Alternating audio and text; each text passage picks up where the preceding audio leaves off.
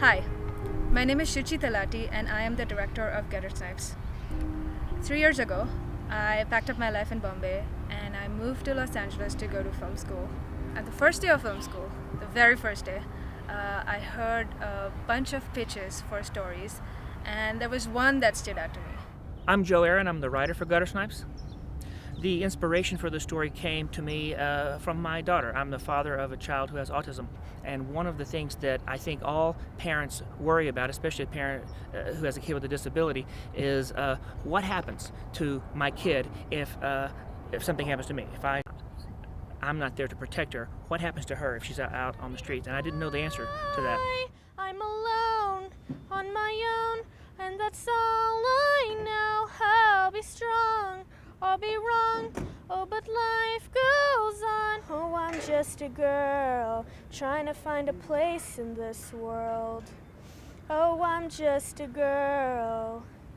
Oh, I'm just a girl.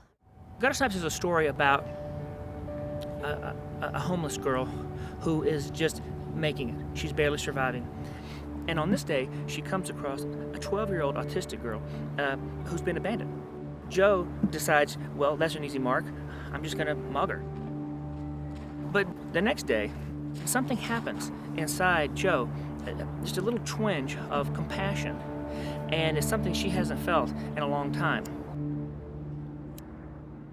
It's basically a story about the strong girl helping the weak. It's about an unlikely friendship, an unlikely coming together of a family.